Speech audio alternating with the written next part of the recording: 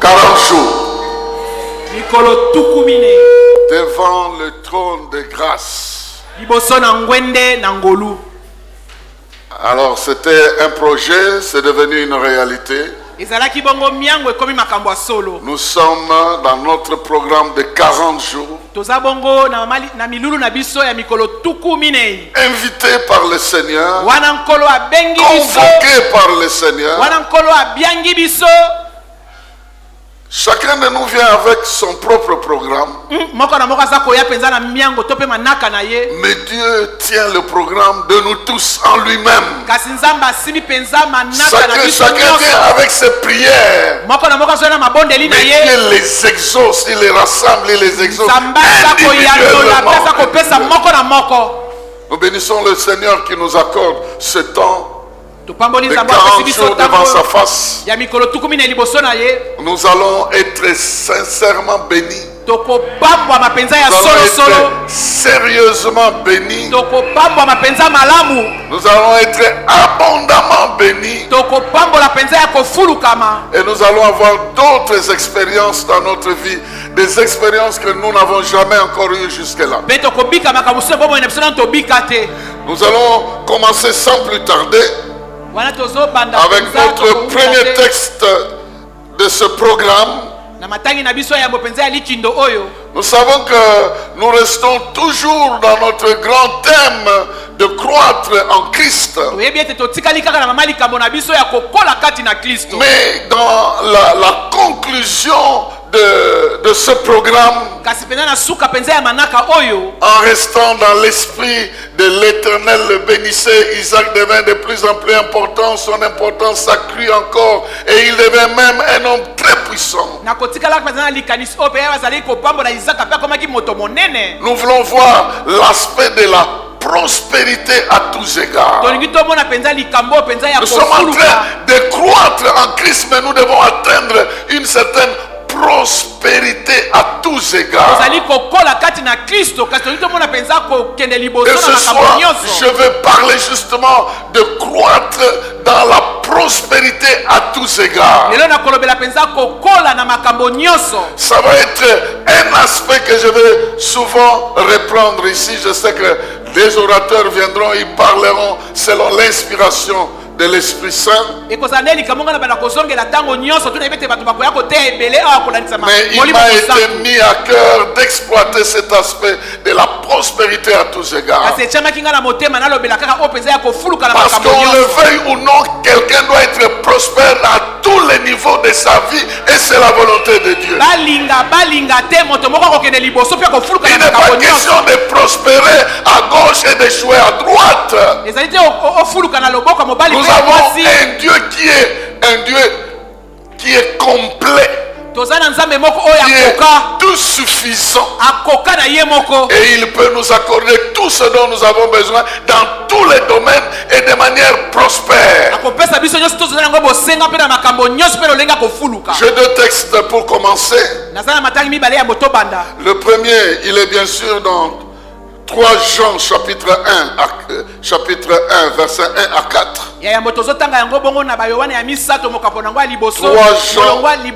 3 Jean chapitre 1 verset 1 à 4. Il n'y a qu'un seul chapitre en fait. Il n'y a qu'un seul chapitre. Verset 1 à 4. Comme c'est la première lecture solennelle, nous allons tenir debout. Sera la première lecture quand nos genoux sont encore forts. Maintenant, quand on va commencer à diminuer un peu de force, on va vous laisser vous asseoir. Maintenant, on chante encore avec beaucoup d'effervescence, donc on peut se lever encore.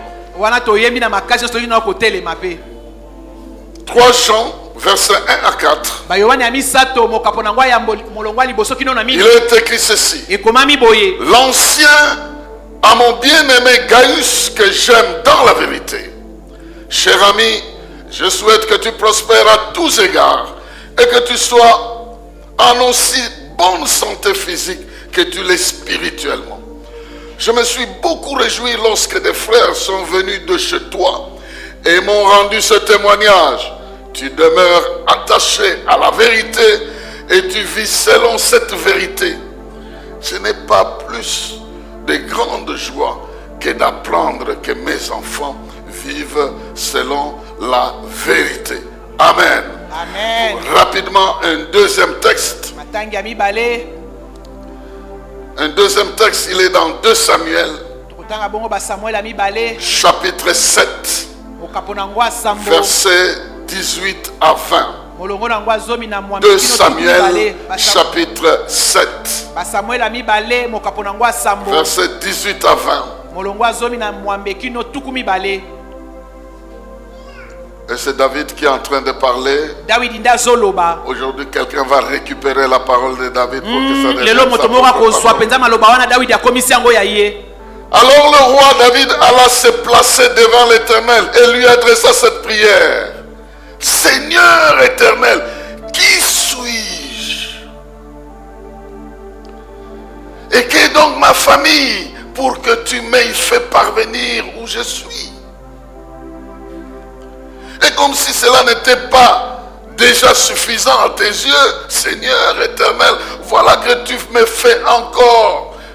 Voilà que tu fais encore à ton serviteur des promesses pour l'avenir lointain de sa dynastie. Seigneur éternel, cela c'est-il à un humain? Que pourrais-je te dire de plus? Seigneur éternel, tu connais toi-même ton serviteur. Quelqu'un dit bien Amen. Amen. Tu peux reprendre ta place. Dieu va tellement te bénir que tu manqueras même de mots. Et cette phrase, j'ai entendu des gens dire ça et je les ai vus avec des larmes aux yeux. Dit, qui suis-je? Qui suis-je moi pour que tu agisses ainsi à mon égard? Qui suis-je? Il y a un qui suis-je ici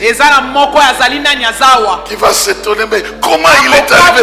Et il est allé même au-delà. Au lieu de le faire pour moi-même, il prolonge ça dans le temps. Il prolonge des bénédictions dans le temps. Il me fait prospérer dans le temps. Non seulement qu'il me bénit maintenant, mais il prolonge ça dans le temps. Quelque chose que tu vas recevoir pendant ce temps, Dieu va prolonger ça dans le temps. Il va prolonger ça dans ton avenir.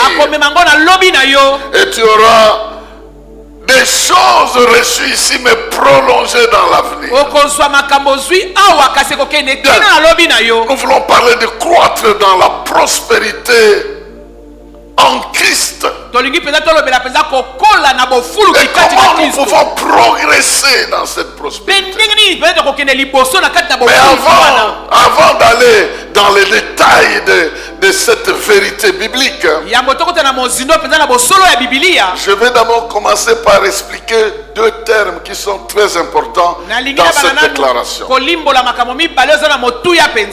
termes qui sont très importants. Le premier terme, c'est la prospérité, ou le verbe prospérer. Et le deuxième terme que nous allons exploiter, c'est le terme la vérité. Vivre dans la vérité. Prospérer dans la vérité. Croître dans la prospérité, dans la vérité, est-ce possible? Donc ici, l'apôtre Jean, il se fait aussi appeler ancien. Parce qu'on les appelait aussi des anciens. Il n'y avait aucune confusion en tout cas. Aucune. Ils étaient des anciens, mais ils étaient aussi des apôtres. Et c'est lui qui écrit ici l'ancien, moi l'ancien Jean. J'écris à un autre ancien Gaius. Et je prie que tu prospères à tous égards, comme prospère l'état de ton âme. Parce que j'ai appris que tu vis dans la vérité. Tu es dans la vérité. Alors je prie pour que à partir de cette vérité tu puisses prospérer à tous égards. Ces deux mots deviennent importants. Prospérité et puis vérité. Rapidement, qu'est-ce que ça veut dire? Le terme prospérité qui est utilisé ici dans 3 Jean, le verset 2, 1, 3, il ne se trouve que dans 3 endroits dans le Nouveau Testament. Donc il n'y en a pas partout. Ça se trouve seulement à 3 endroits. Ça c'est le premier endroit. Les 2 autres endroits, je vais vous les donner. Mais l'idée c'est quoi? Prospérer dans ce contexte ici veut dire être aidé sur sa route pour atteindre l'objectif. Être aidé sur la route afin d'atteindre l'objectif. Donc, on est sur une bonne route. Et on vient recevoir le soutien de quelqu'un qui nous aide afin qu'on atteigne la destinée. Donc il y a l'aspect d'une route qui est bonne, sur laquelle on est engagé. Mais il y a aussi l'aspect d'un soutien qu'on vient recevoir pour réussir dans notre destinée. Et puis ce verbe ici embrasse les 2 aspects. L'aspect spirituel, mais l'aspect aussi matériel. Quand on lit dans certains dictionnaires étymologiques, prospérer veut aussi dire réussir dans les affaires. Réussir dans les affaires. Mais voyez, à l'origine, c'est que vous êtes sur un chemin. Vous êtes en train d'avancer sur un chemin. Mais vous venez, vous recevez une force, un soutien qui vous pousse et vous donne la capacité d'atteindre votre destinée. La destination où vous voulez aller. Et je disais que ça se trouve dans certains endroits. Et nous allons lire rapidement ces 2 endroits-là où nous trouvons ce verbe-là. Le premier est dans Romains chapitre 1 verset 10. Romains chapitre 1 verset 10. Nous allons lire le verset 9 et 10. Où nous trouvons cette expression. Mais vous n'allez pas voir ça apparaître clairement ici. Mais l'idée est dedans. C'est Paul qui parle. Il dit, Dieu m'en est témoin. Lui que je sers de tout mon cœur, plutôt de tout mon être, en proclamant l'évangile qui concerne son fils. Donc Dieu m'est témoin. Dans toutes mes prières, je ne cesse de faire mention à vous à toute occasion. Et je demande de me donner enfin l'occasion de vous rendre visite si telle est sa volonté. Le verset 11 va jusqu'à dire, quand je viendrai, nous allons échanger les tons spirituels. Où se trouve la prospérité ici? C'est dans l'expression, je lui demande enfin qu'il me donne l'occasion, qu'il me rende possible de venir chez vous. Que Dieu m'aide pour que j'arrive jusque chez vous. Je suis dans un ministère de créer des églises. C'est ça ma route, c'est ma route, c'est mon ministère. Je dois progresser. J'ai fait le premier travail, j'ai implanté les églises. Maintenant je dois progresser. Il faut que je visite ces églises-là pour vérifier comment ils sont en train de progresser dans la foi. Donc, mais j'ai besoin de quelqu'un qui doit me donner et les moyens physiques, et les moyens matériels, et les moyens spirituels, afin que je puisse venir vous voir. Ça va me demander l'argent, ça va me demander la santé physique, ça va me demander le soutien. Donc, je demande à Dieu qu'il m'accorde la possibilité. Oh, il y a quelqu'un que Dieu va exaucer avant même qu'il ne termine la demande. Ici, son schéma, c'est le ministère que Dieu lui a donné. C'est ça la voie dans laquelle il doit prospérer. Et celui qui l'aide à progresser, c'est Dieu qui l'aide à progresser. Il y a un deuxième texte. Là où se trouve ce verbe ici et ce mot, c'est dans 1 Corinthiens chapitre 16. 1 Corinthiens chapitre 16 verset 2. 1 Corinthiens chapitre 16 verset 2 nous dit ceci. Que tous les dimanches, chacun de vous mette de côté chez lui une somme d'argent selon qu'il aura lui-même gagné, pour qu'on n'ait pas besoin d'organiser des collectes au moment de mon arrivée.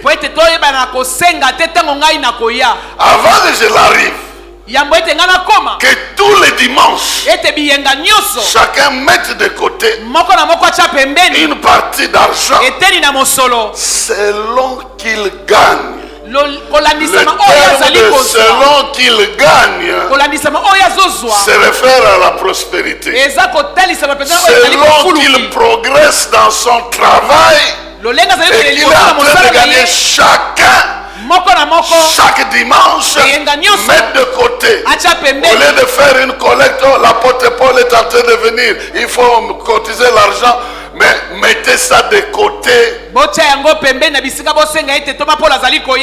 Le panier de 500 francs, mettez ça de côté, comme ça chaque fois vous allez mettre là-bas. Quand vous allez arriver à la fin de l'année, on pourra acheter quelque chose. Est-ce que c'est mauvais?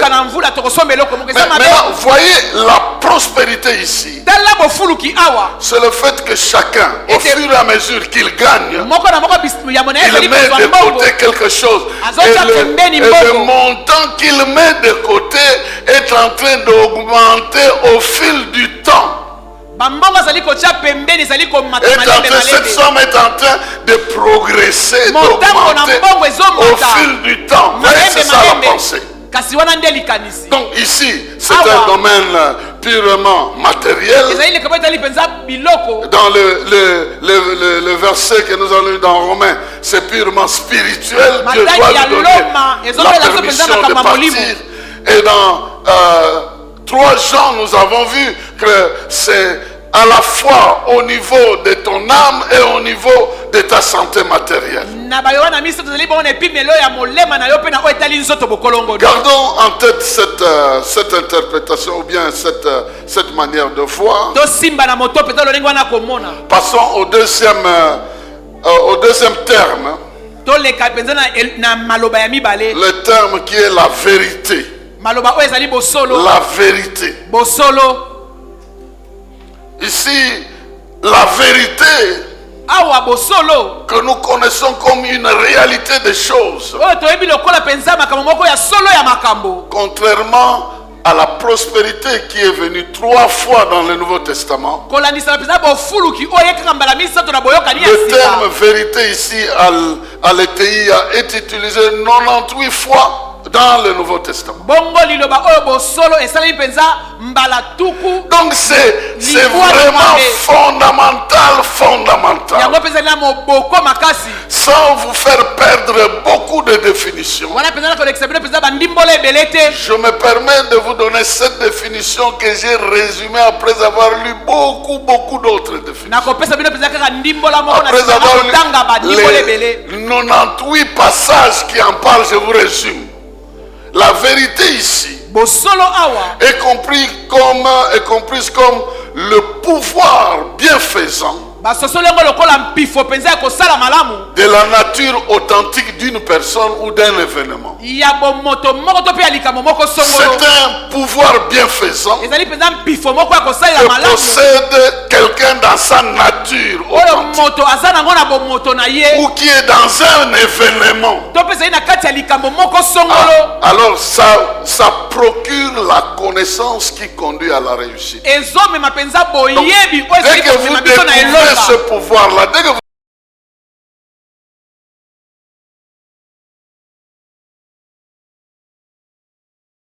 1 verset 17 nous dit, en effet, si la loi nous a été donnée par Moïse, la grâce et la vérité sont venues par Jésus-Christ. En d'autres termes, en Jésus, on a découvert une capacité qui vous permet de réussir dans votre vie. Il y en avait en lui. En Moïse, il n'y en avait pas. À Moïse, c'était le commandement. Le commandement disait, si tu voles, tu dois mourir. Donc c'était la loi avec le commandement. Mais la faveur et la vérité sont venues avec Jésus. Donc avec Jésus, il ne te dit pas que si tu voles, tu vas mourir. Il te dit, si tu viens chez moi, je vais te donner la force de ne pas voler. Et puis tu vas réussir dans ta vie sans passer par là.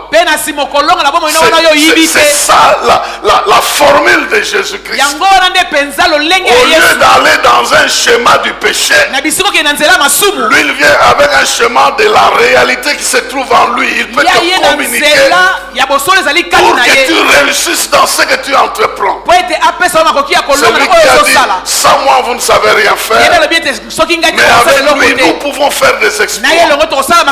Donc nous sommes encore en train d'étudier ces deux mots-là. Le deuxième texte que nous pouvons exploiter est celui de Jean chapitre 14. Jean 14 verset 6. Il est écrit, je suis moi le chemin. Répondit Jésus, la vérité et la vie. Personne ne va au Père sans passer par moi.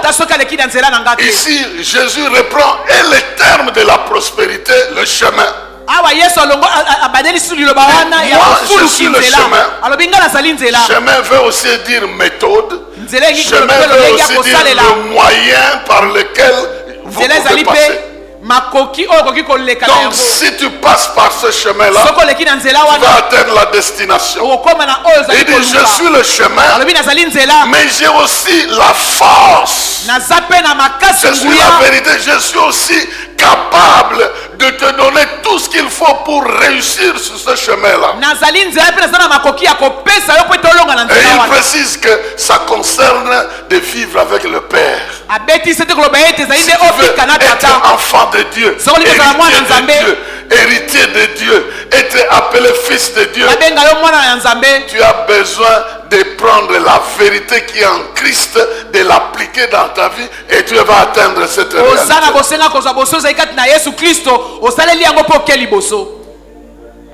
Deux derniers versets pour que nous puissions passer au détail de notre thème. Jean chapitre 14 verset 16. Et moi, je demanderai au Père de vous donner un autre défenseur en justice, afin qu'il reste toujours avec vous.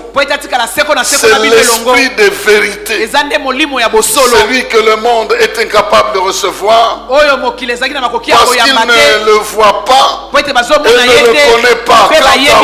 Vous le connaissez, car il demeure auprès de vous, il sera en vous. Chapitre 16, Jean, verset 13. 16, verset 13 dit, quand l'esprit de vérité sera venu, il vous conduira dans toute la vérité, et car il prendra ce qui est à moi, il prendra ce qu'il aura entendu, et il vous l'annoncera. Il vous annoncera des choses à venir. Il manifestera ma gloire, car il puisera ce qui est en moi. Et puis des textes continuent. D'autres, on ne peut pas les lire maintenant. Mais vous voyez, nous retournons dans notre texte de Jean. Dans 3 Jean qui dit, je sais que tu vis dans la vérité. Et je prie que tu puisses progresser sur cette voie-là dans tous les domaines de ta vie. Parce que tu vis dans la vérité. Nous venons de voir que cette prospérité-là fait référence à un chemin, à une voie que nous sommes en train de suivre. Mais sur cette voie, il y a quelqu'un qui nous aide. Nous ne sommes pas seuls. Il y a quelqu'un qui nous aide à réussir sur cette voie. Mais il nous aide avec la vérité. Il nous aide avec le pouvoir qu'il détient lui-même, qui peut nous permettre réellement d'arriver à cet endroit-là.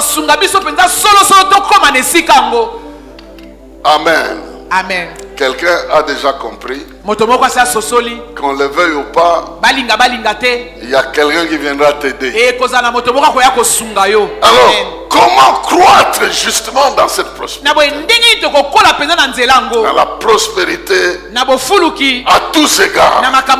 Comment nous pouvons croître? En d'autres termes, quelles sont les dispositions que Dieu a prises pour que nous puissions croître dans la prospérité? Et je suis certain que quelqu'un qui m'entend aujourd'hui ne va plus avoir peur de prospérer, mais saura que d'après Dieu, selon son évangile, tu es appelé à réussir sur le chemin de ta vie. Parce qu'il y a quelqu'un qui va t'aider à marcher de manière correcte pour atteindre tes objectifs.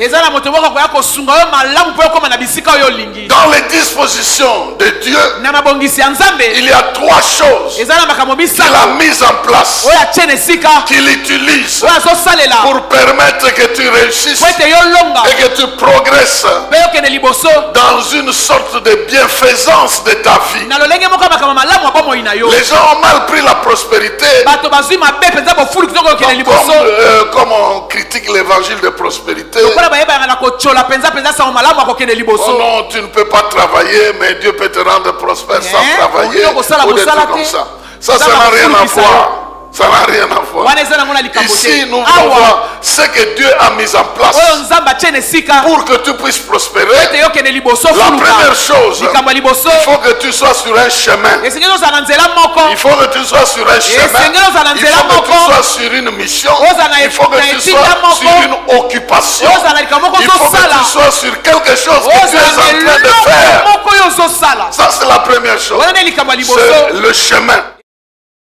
De ce chemin-là. La deuxième chose, c'est qu'il faut connaître et vivre dans la vérité. Et la troisième chose, ça sera la réussite obligatoire. Comme la Bible dit, tout ce qu'il fait, lui réussit. Alors, voyons premièrement l'élément chemin. C'est quoi le chemin de Dieu? Le chemin, c'est quoi? Et quand vous lisez dans le texte que nous venons de lire, Jean chapitre 14, verset 6, c'est Jésus qui dit, je suis moi le chemin, la vérité et la vie. Personne ne va au Père sans passer par moi. Retenez ça. Jésus dit qu'il est le chemin. Retenons cela. Mais il y a aussi le passage de psaume qui nous aide.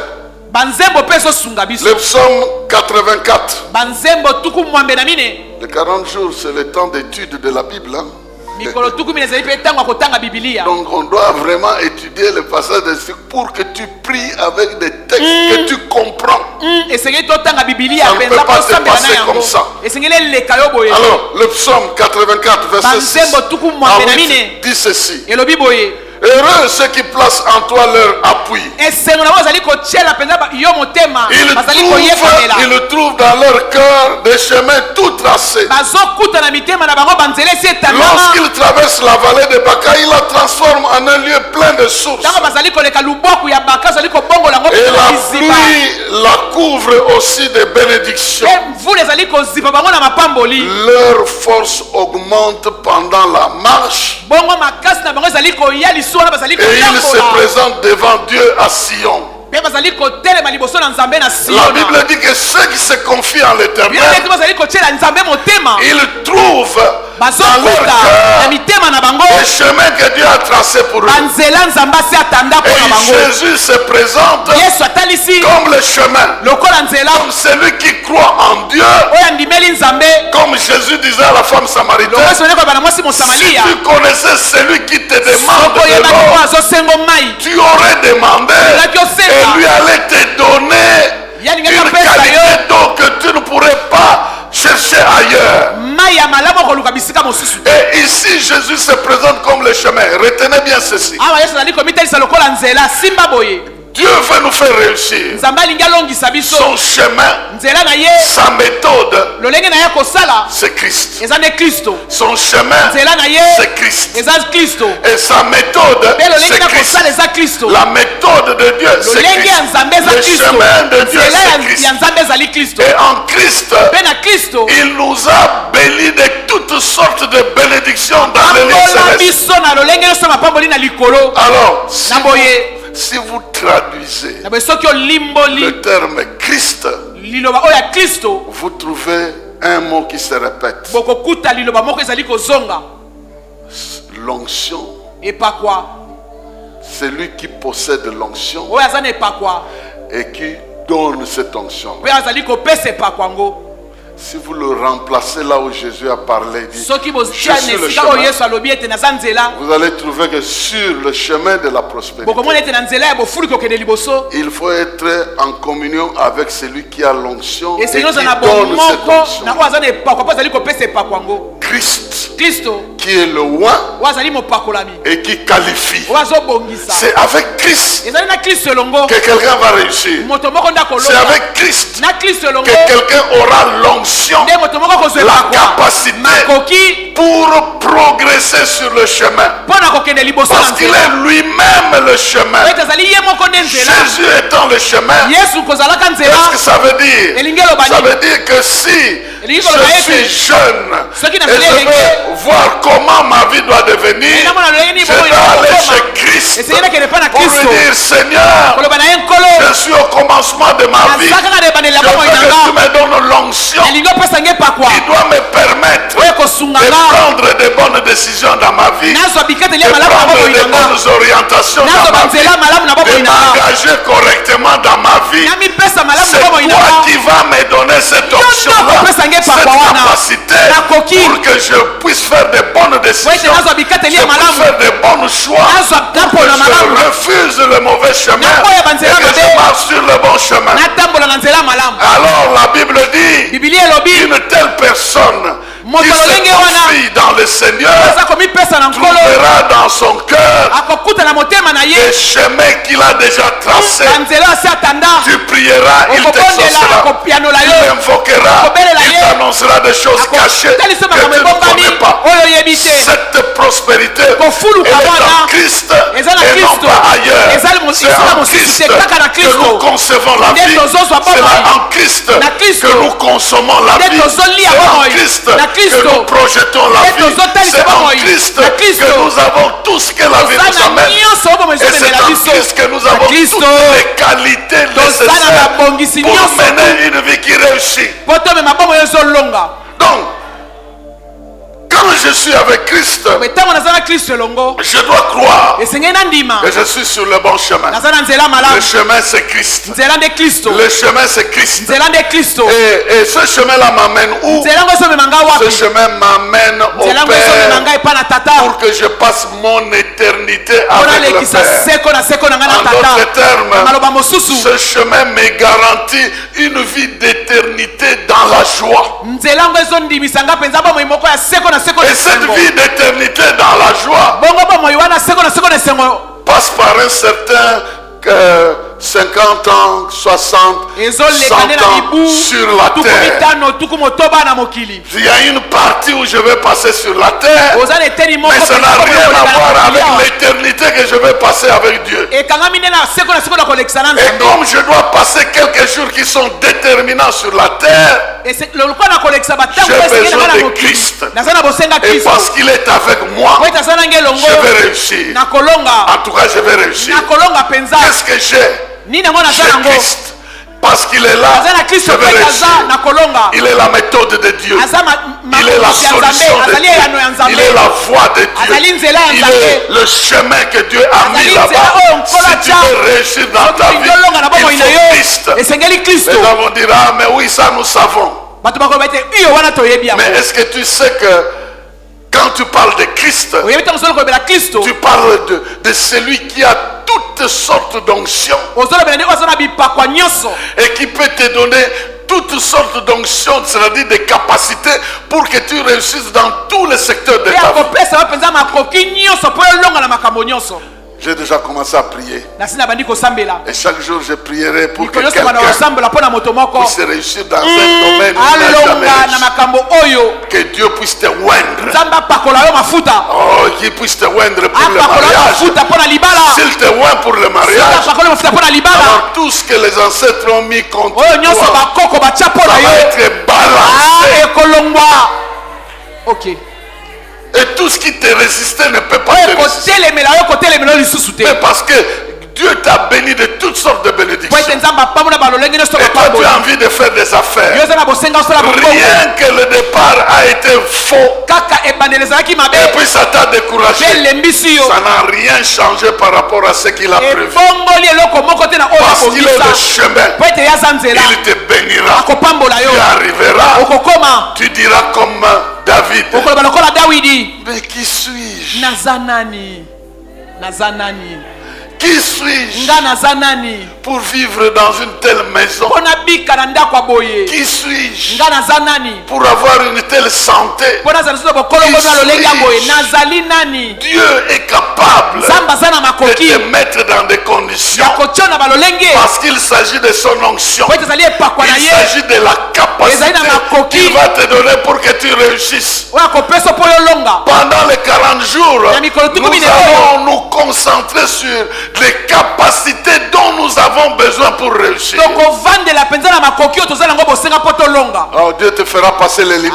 Je ne sais pas par quelle limite tu es bloqué, mais Dieu te fera dépasser les limites. Tu dépasseras les limites parce que Dieu va ajouter une force supplémentaire dans ta vie. Donc, la notion de l'onction était très capitale.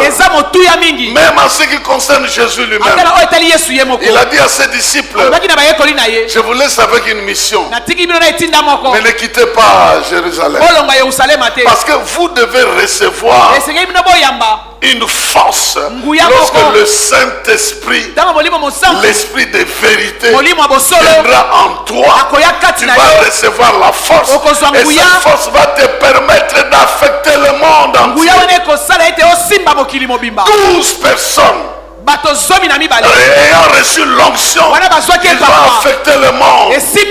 Et moi je parle à quelqu'un dont calendrier sera affecté à cause de la puissance que Dieu doit te donner, à cause d'une certaine onction. Parce que le Saint-Esprit vient pour te qualifier spirituellement et même matériellement pour que tu puisses réussir. Et ça va donner l'honneur à Dieu, ça va donner la gloire à Dieu, ta réussite va donner la gloire à Dieu. Et Jésus dit à ses disciples, non, vous serez baptisés. Lorsque l'Esprit viendra, vous aurez la force. Amen. Si un malheur t'a fait croire que tu ne vas pas réussir, eh bien je te dis, Jésus a vaincu. Oh, si tu vas vaincre, il a vaincu toi aussi, tu vas vaincre. Donc la première chose que Dieu a mis en place, c'est le chemin. Et ce chemin-là, c'est Jésus. Et avec Jésus vient l'onction. Avec l'onction vient l'Esprit de Dieu. Et quand l'Esprit de Dieu est là, et que la vie de Jésus est là, Dieu sur le bon chemin, il suffira maintenant de lui obéir afin de marcher dans la vérité et de réussir dans ta vie. Okay. Ce qui est vrai, c'est que la plupart de ceux qui connaissent Jésus, ils sont obligés de confesser parce qu'ils ne vivent pas dans la vérité. Il y a plein de cas qui démontrent que nous connaissons une chose, mais nous pratiquons une autre chose. Je vous donne l'information. Dieu attend ceux qui se repentent. Ceux qui vont se repentir seront bénis sérieusement. Mais ceux qui ne vont pas se repentir, bien sûr ils vont passer l'année comme ça, mais ils ne vont pas voir quelque chose de sérieux. Et moi je dis ceux qui vont se repentir parce qu'ils croient. La repentance est dans tous les sens. Nous pratiquons le mal, mais aussi nous ne croyons pas suffisamment en Jésus-Christ. Nous ne lui faisons pas tellement confiance. J'ai vu et j'ai senti. Et je pense, je te préviens, dans les jours qui vont venir, l'ennemi va essayer de se lever comme une tempête. Il y aura des tempêtes qui vont souffler. Mais il y a quelqu'un qui a calmé la tempête. Il va calmer ça. Je ne sais pas chez toi ça viendra sous quelle forme. Parce que d'habitude j'ai l'habitude de voir certains événements de 40 jours avant même que nous terminions. J'ai vu un vent qui était en train de souffler. En train de souffler pour inquiéter les gens. Mais j'étais là devant ce vent-là. Avant je négligeais. Je dis que même mes habits étaient en train de bouger. Et quand j'ai parlé au vent, je sentais que ça chutait. Ça c'est un petit problème. Mon frère va vaincre ce problème. Ma soeur va vaincre ça. Sache que tu es avec Christ. En Christ tu as la victoire. En Christ tu as la vérité. En Christ tu as l'authenticité. En Christ tu as tout ce qu'il te faut. L'onction veut dire une capacité spirituelle pour résoudre toutes sortes de problèmes. L'arche a été construite. Le tabernacle a été construit avec des gens qui avaient l'onction. Dieu a inspiré des gens qui ne sont pas allés à l'école. Moïse a appris qu'il y a des gens à qui j'ai donné l'intelligence. Je n'ai pas peur de l'intelligence artificielle. Mais je sais qu'avec l'intelligence spirituelle, quelqu'un va faire des choses que les gens vont se... qui va étonner les gens. Avec l'intelligence spirituelle, nous sommes en avance. Nous sommes en avance avec l'intelligence spirituelle parce que je crois aux choses que je ne vois pas et je les vois s'accomplir. Si je demande à l'intelligence artificielle, est-ce que si je crois en quelque chose que je ne vois pas, je vais la voir? Il va dire non. Tu ne vas pas la voir parce qu'il faut que ça existe pour que tu vois ça. Mais l'intelligence de la foi est au-delà de ça. Deuxième chose, c'est la vérité. La vérité, c'est le pouvoir que Dieu met à notre disposition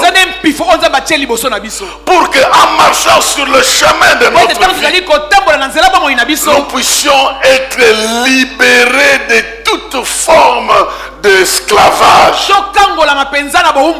Et c'est Jésus qui dit que vous connaîtrez la vérité et la vérité vous rendra libre. Vous connaîtrez la vérité. La vérité vous rendra libre. Avec Jésus, vous avez l'onction. Jésus dit, si le Fils de Dieu t'a franchi, tu vas devenir réellement libre. Parce que la vérité lui-même. Oh, la méthode de Dieu, c'est Jésus. Si je suis avec Jésus, dans mon travail, il me donnera l'onction. Sur le chemin, il va me faire vivre la vérité. La vérité, c'est quoi? La vérité, c'est le pouvoir qui va me donner de vaincre, de connaître la réussite dans ma vie. On me fera la guerre. On me fera la guerre. Parce que la guerre, c'est pas ça la vérité pour ma vie. La vérité pour ma vie, c'est la réussite. On va s'opposer à ce que Dieu veut que je fasse. Mais cette opposition-là, c'est pas ça la vérité. La vérité, c'est ce que Dieu m'a dit qui va arriver. On peut me faire confiance ou pas. Mais la vérité, c'est ce que Dieu a dit, qui vient de la parole de vérité. C'est ça qui va s'accomplir dans ta vie. Et parce que ça doit s'accomplir dans ta vie, tu as besoin de garder la vérité qui vient dans ta vie sous forme de la parole. Et sache que la vérité viendra dans ta vie sous forme de la parole. Je répète, la vérité viendra dans ta vie sous forme de parole. Il est écrit, Père, sanctifie-les par la vérité, et ta parole est la vérité. Donc si ce que je vous dis est vrai, ça va changer votre vie. Si vous croyez en ça, ça changera votre vie. Pourquoi Dieu a voulu que ça passe par la parole? Parce que la parole est acceptable, vivable et partageable. Elle est acceptable, vivable et partageable. Si Christ est celui qui a l'onction, il va me donner la parole. Dans cette parole, il y a son onction. Et lorsque je déclare ça dans ta vie, tu reçois ça, tu reçois cette onction-là, et ta vie est affectée par la vérité. C'est pourquoi prions pour qu'à partir d'ici, on nous prêche la vérité. Nous avons besoin de cette vérité-là. C'est ça qui va nous affranchir. La vérité, c'est que Dieu t'aime. La vérité, c'est que tu dois réussir. La vérité, c'est que tu dois prospérer. La vérité, c'est que tu dois être en bonne santé. La vérité, c'est que tu dois vaincre. La vérité, c'est que tu dois progresser de gloire en gloire et de victoire en victoire.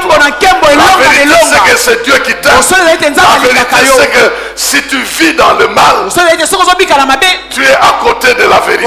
Mais si tu acceptes le mal, tu confesses ça. La vérité, c'est que Dieu te pardonne.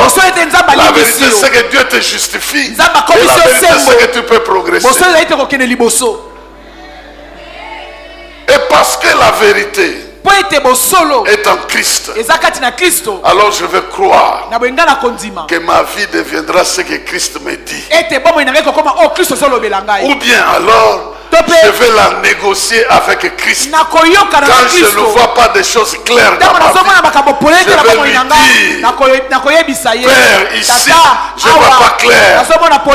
C'est pourquoi la troisième chose, c'est la réussite. Et cette réussite est conditionnée par notre manière de nous attacher à Christ et de nous attacher à la vérité.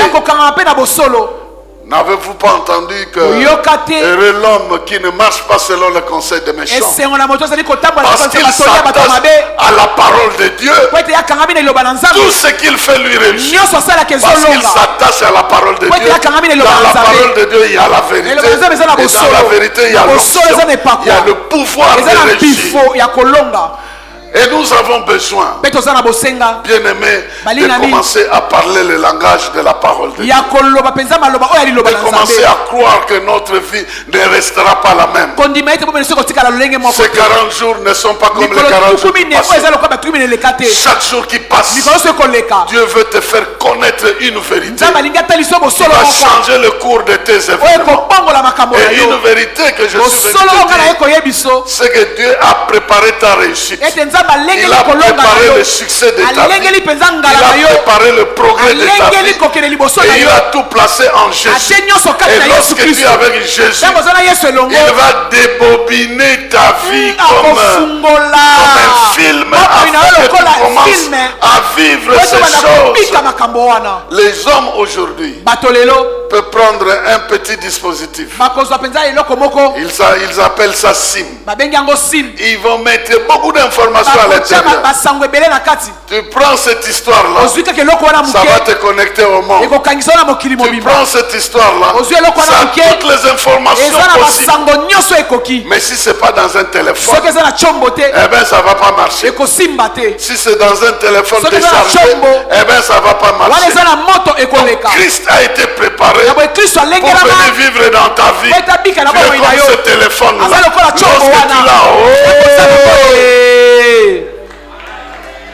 Lorsque tu l'as, lorsque tu l'as en toi, Dieu t'a créé avec la capacité de te connecter au trône de la grâce. Et quand ça sonne, tu regardes, c'est Jésus qui appelle. C'est le trône qui appelle. Il est temps de jeûner. C'est le temps de jeûner, tu jeûnes. Il est temps de prier. C'est le temps de prier, tu pries.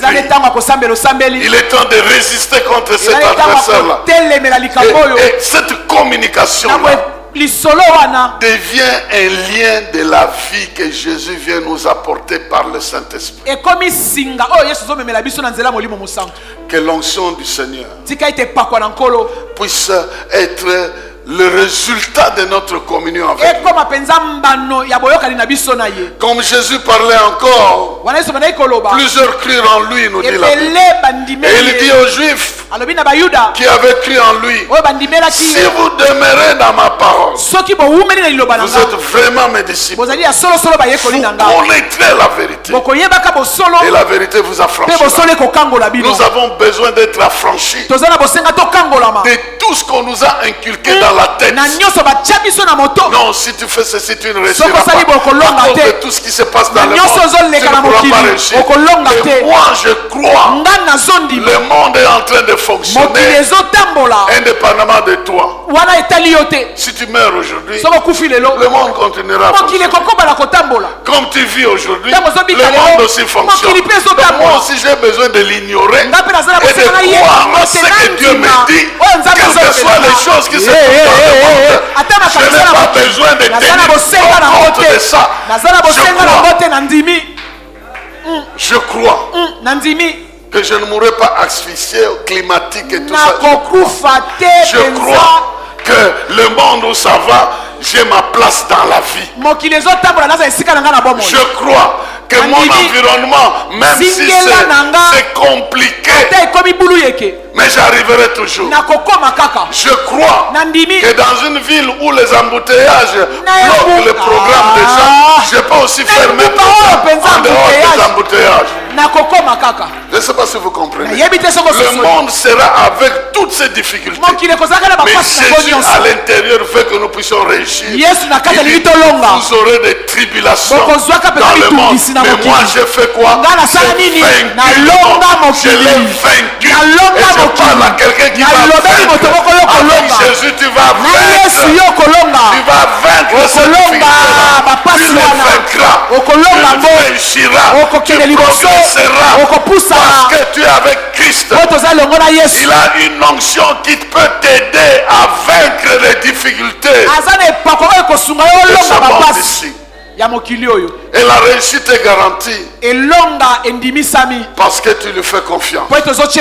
Parce que tout nous arrive lorsque nous croyons. Lorsque nous croyons, nous avons tous les privilèges. Nous avons la parole de la vérité. Nous avons l'esprit de vérité. Nous avons Jésus qui est la vérité. Nous avons Jésus qui est le chemin. Jésus qui est la vie. Donc, comment nous ne pouvons pas réussir? Maintenant, je parle à ton argent là, qui commence à s'accumuler.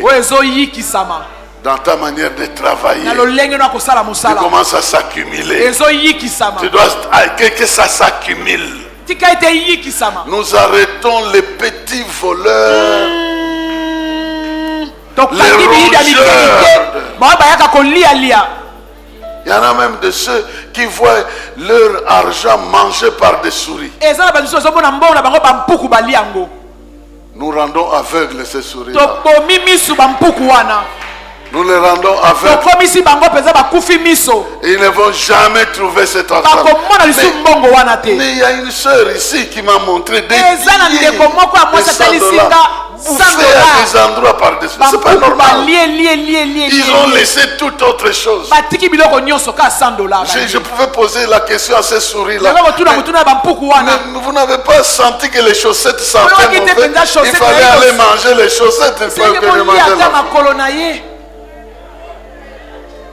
Je parle à quelqu'un ici. Maintenant, j'arrête cette progression de l'ennemi qui essaye de vous avoir.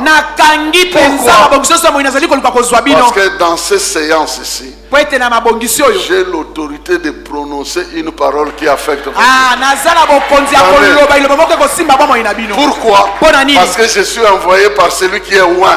Il me dit, va leur dire ceci, qu'ils croient que je suis capable de les aider. Qu'ils ne passent pas par des voies frauduleuses. Qu'ils vivent dans la vérité. Et c'est la vérité qui les affranchira. On leur fera la guerre. On ne les vaincra pas. Je vous dis, nous sommes en train d'aller dans une génération où nous passons des individus aux institutions. Et ici, il y a des créateurs de ces institutions-là. Moi, j'ai déjà vu. Je ne sais pas si je serai là ou pas. Mais j'ai vu. Il y a des églises qui ont une banque comme une diaconesse. La banque. La diaconesse de l'église, c'est une banque. C'est pas une église. Maman diacono, banque. C'est une banque. C'est tout un système. Les gens travaillent là-bas et ça finance l'œuvre de l'église. C'est pas une diacono. Si l'église primitive avec 3000 personnes avait besoin des individus, l'église de 10 millions de personnes auront besoin de systèmes. Et je vous préviens, il y aura une école comme une diaconesse. Il y aura un hôpital comme un diacre. C'est-à-dire quoi? Choisissez-nous des gens qui doivent s'occuper du social. Et nous allons nous consacrer à la parole et à la prière. Ces choses-là qui vont se consacrer au social, ce n'est plus des individus, ça sera des institutions. Et je parle à certaines personnes qui seront propriétaires de ces institutions.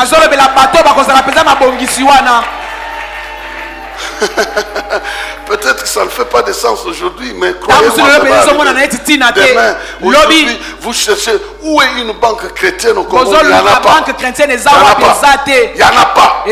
Mais ça va commencer. Je vous dis, il y a quelqu'un qui va commencer. Et puis il devient la diaconesse de plusieurs systèmes. Il y a des gens qui vont prendre en charge les orphelins dans un orphelinat. Ils vont prendre en charge des veuves dans un système. Ce n'est pas un groupe d'anciens, de diacres qui comptent les petites offrandes ici, qui vont donner le minerval. Non, c'est... Et moi je suis déjà à ce niveau en train de prier. Je suis en train de les chercher et de dire, prier pour les ouvriers. La moisson est grande. C'est entre autres. Nous devons comprendre que Dieu nous appelle à de grandes choses. À de grandes choses. Ici, il peut y avoir un PDG d'une entreprise qui nourrit 5000 enfants avec sa propre boulangerie. Et puis donnez-leur vous-même à manger. Il y a des églises où on ne fait pas l'offrande. Tout est transféré par les églises à la banque. Il n'y a pas un moyen où on dit faites passer le panier. Il n'y en a pas. Ils vont passer comme ça. Il y a une église où je suis allé prêcher. On me demande quel est ton compte bancaire. Je donne mon compte bancaire. Il ne s'est pas passé 15 minutes, je vois 5 000 $ dans le compte. J'ai prêché un seul jour. Je dis donc ces choses que je crois que ça va arriver. Non, je ne veux pas dire que ça m'a intimidé. Je suis en train de croire que des grandes choses sont en train d'arriver. Des grandes choses sont en train d'arriver. Et ces choses qui arrivent, ça doit arriver avec ceux qui veulent prospérer. Ils croient qu'avec Jésus, ils ne sont pas censés rester un ancien, un diacre ou un pasteur sans grande envergure. Non, tu dois devenir tout un système. C'est ce que Dieu veut. Et je suis venu te dire, tu as un ligablo. Commence à penser à tout un magasin où je ne sais même pas. Donc à des grandes choses. C'est là que vous devez prospérer. Si tu veux prospérer avec Jésus, donc tu dois viser loin. Parce que lui veut t'amener loin. Il veut t'amener loin. Dans ce siècle ici. Si Dieu doit te faire prospérer. Cela veut dire que tu manges le matin et le soir, c'est fini. C'est ça la prospérité. Non. C'est que tu dois en avoir plus. Tu distribues aux gens, ça ne se termine pas. C'est là que Dieu veut vous amener. Mais maintenant, si vous n'êtes pas fidèle dans les petites choses, qui va vous donner les grands? Parce que dans les grandes choses, le vélo qui t'appartient, il a plus de la valeur que la voiture du service.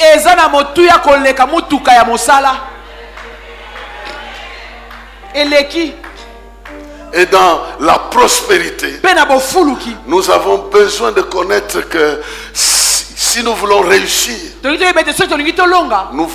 devons démontrer à Jésus qu'il est plus que ce que nous avons. Ce n'est pas d'abord la somme des valeurs, mais ce que ça nous coûte. Jésus a surveillé les offrandes. Il y avait des gens qui venaient mettre le surplus. C'est le surplus, hein? Donc c'est vrai. Mais il y a une maman qui a mis tout ce qu'elle avait. On ne sait même pas comment elle est rentrée chez elle. Et Jésus dit, voilà, sa somme n'est pas grande. Mais la souffrance qu'il a eue pour produire ça, c'est plus grand que les autres. Quelle est cette souffrance-là?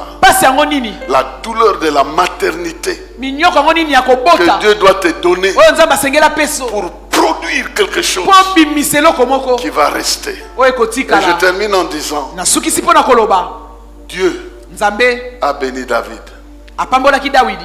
Il a dit, la royauté ne quittera pas ta famille.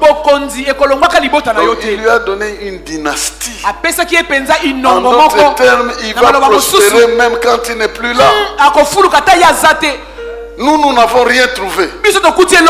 Mais nous ne devons pas rien laisser. Il faut que des années et des années, on continue toujours à dire, ce magasin ici, c'est notre arrière-grand-père qui avait commencé ça. Les événements changent, ta bénédiction ne change pas. Tes enfants consomment, ils les laissent. Les enfants de tes enfants consomment, ils les laissent. Les enfants des enfants consomment, ils les laissent. Pourquoi? Parce que tu as laissé une le temps. Que ton nom soit béni. Que tes affaires soient bénies. Et que ta foi soit bénie. Que tes prières soient bénies. Tu as besoin de croître dans la prospérité et de choisir quelle est cette voie-là que tu dois croître. Oui, c'est Jésus. Ça, c'est le spirituel.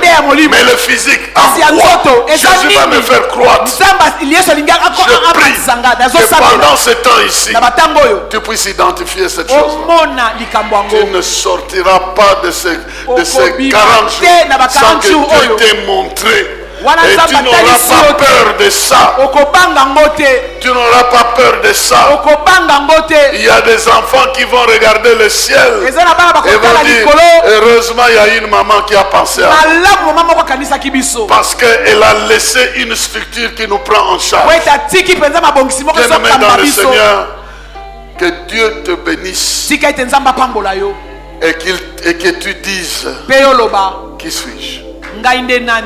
Qui suis-je pour avoir une telle bénédiction? Et moi je suis venu te bénir pour que tu sois créateur des richesses, créateur de la prospérité dans la vie des autres. Mais rêve pas simple, rêve grand, parce que c'est lui qui te conduit est grand. Imagine-toi, tu as un ligablo.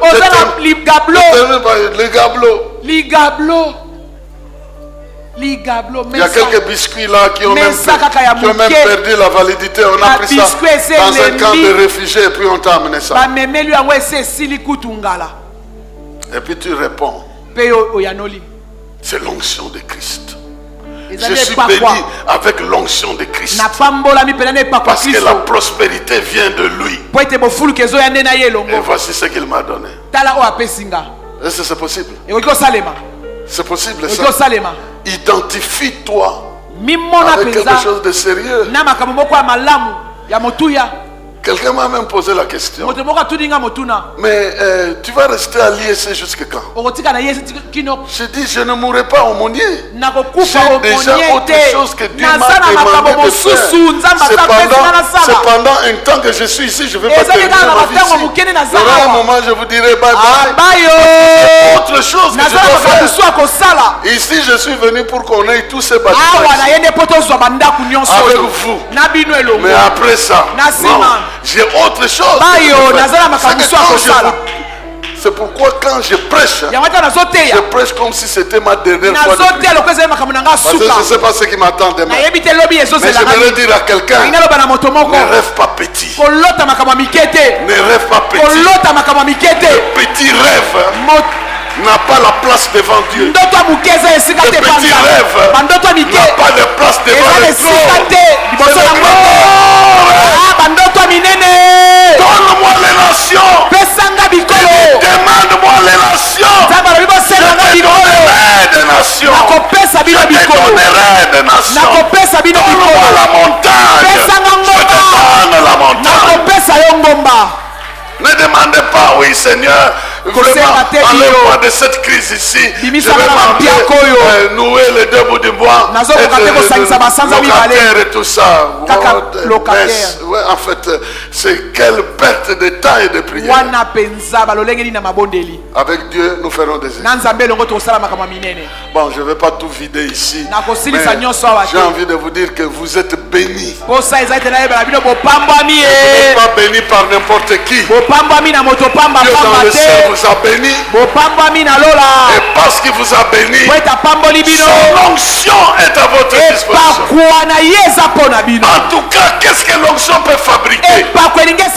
Ce n'est pas une petite boutique. L'onction doit créer des grandes choses. Et commencer à ouvrir votre esprit. Même si vous commencez petit, vous ne devez pas rester petit. Vous devez devenir grand. Il y a de grands missionnaires ici. Il y a de grands missionnaires ici. Ils débarquent dans un village. C'est tout le village qui vient le rencontrer. Ils distribuent des biens. Ils prêchent l'évangile. Ils transforment le village. Et le village commence à girer en son nom. C'est ça que Dieu veut. Que nous puissions rêver grand. Qu'il puisse nous amener sur des chemins de grandeur. Que nous cessions de penser à notre estomac. À notre avenir, à notre estomac. Que nous pensions au royaume de Dieu. Est-ce que tu peux te tenir debout?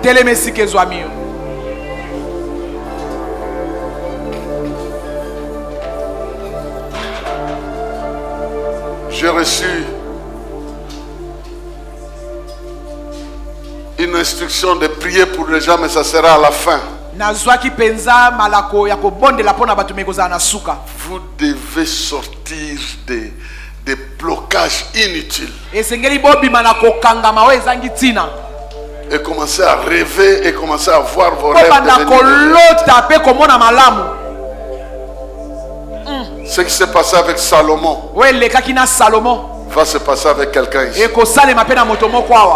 Salomon a rêvé. Et il a demandé dans le rêve. Et il a reçu la sagesse. Il a demandé ça dans le rêve. Dans le rêve. Lui, il n'avait même pas le Saint-Esprit. Toi, tu as le Saint-Esprit. Qu'est-ce que tu demandes? Qu'est-ce que tu cherches à faire? Tu ne vas pas quitter cette terre sans des choses qui parlent. Qui ne parlent pas de toi, mais qui parlent de la gloire de Dieu dans ta vie.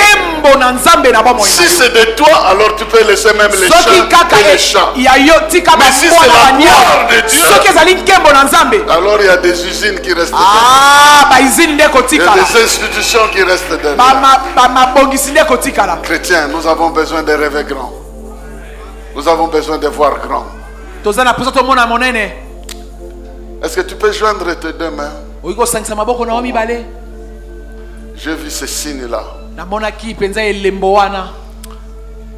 Et je prophétise sur ça. De la même manière que tu unis tes deux mains là. Non, unis tes deux mains parce que c'est ça le signe que j'ai vu. C'est ça le signe que j'ai vu. Unis tes deux mains seulement. C'est comme un signe de prière. Tu unis seulement tes deux mains comme ça. Il m'a demandé de dire que les gens unissent leurs mains. Et tu vas proclamer que ma main viendra se joindre à la pour les soutenir. Le travail de tes mains ne va pas manquer de soutien. Le travail de tes mains va recevoir le soutien. Et pas le soutien de n'importe qui. Ce soutien, c'est l'onction du Saint-Esprit. Personne ne viendra les séparer. Ce qui est attaché à toi va s'attacher dans ta vie. Et le Père de gloire va déposer une onction. Il est en train de déposer une onction maintenant. Tout ce que tu toucheras sera béni. Garde tes mains encore. Parce que je sais que chez certains c'est en train de chauffer. Ça va chauffer. Même si ça chauffe, garde tes mains ensemble. Il m'a dit de te dire qu'il sera la troisième main qui va te saisir. Et parce que les mains c'est le symbole de pouvoir, les mains c'est le symbole de travail. Tes mains ne se fatigueront jamais.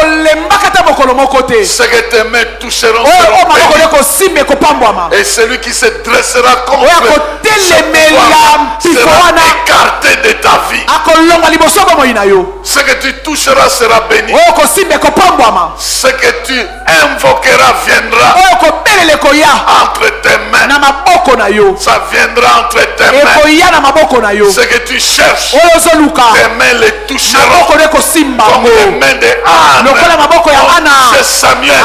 Il y a une onction particulière qui touche les mains